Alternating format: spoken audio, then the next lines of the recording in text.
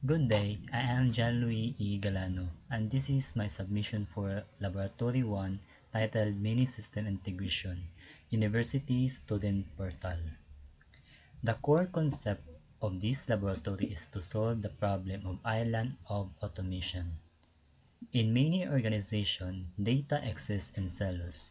To demonstrate how to bridge the silos, I will implement a data integration model.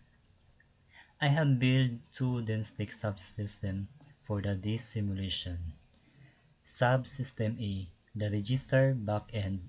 This acts as the data provider. It stimulates a secure server that holds student academic records. Subsystem B, the student analytics dashboard. This is the consumer. It is front-end interface that has no direct access to the database. It must request data over the network. I choose the data integration model because it is allow these two systems to be loosely coupled. They communicate using JSON, which is the universal format. This implies that while I use PHP for the backend today, I could technically swap it on the different technology in the future without breaking the front end as long the JSON structure remain the same.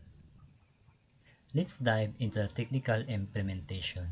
First, here is subsystem A, API underscore register.php. I am simulating a database using structured array. We have students like John Louis, Haren, Ramil, and each specific attribute likes ID, status, GPA. The most critical line is the line 3. This header is a handshake. It tells the consumer that the output is not web page, but raw machine readable data.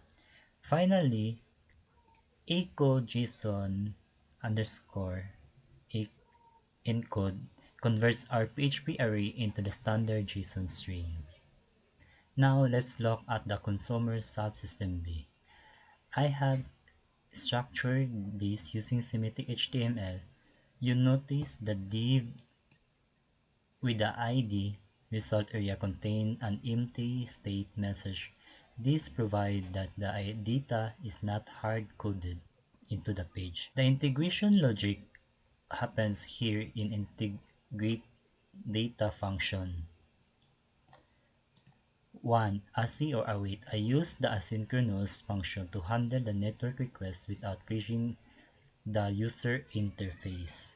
Second is fetch API. The command fetch API underscore register.php initiate the HTML request to the provider. Third is error handling. Include the try-catch block. If subsystem A is down or return a 404 error, the dashboard will be grateful show the connection error message instead of crashing. And I also want to highlight that I implement the detailed presentation layer using external CSS.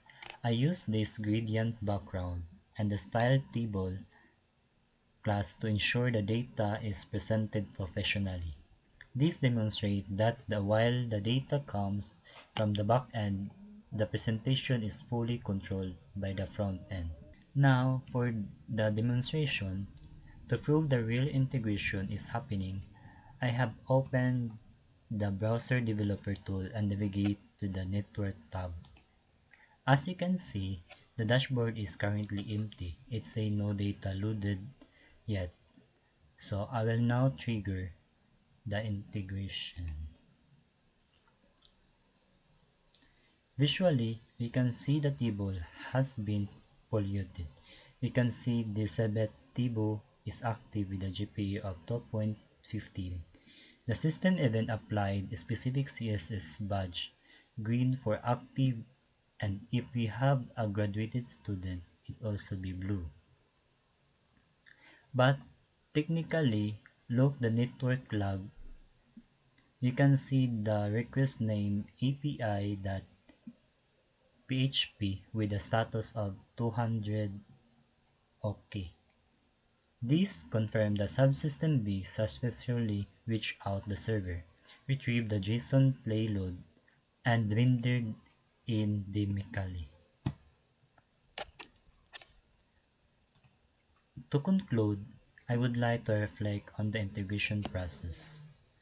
One major challenge in this model is schema dependency. My JavaScript code especially look for the keys like student.name. If the register subsystem A were to change the database column from name to full underscore name, my dashboard will be displayed undefined. This highlights the importance of strict API construct in enterprise development. This laboratory mirrors the real-world architecture for all university student portal. When we view our grades, the portal subsystem B is likely fetching data from the secured enrollment system subsystem A via an API. Exactly, I have demonstrated here. This concludes my presentation on data integration. Thank you for watching.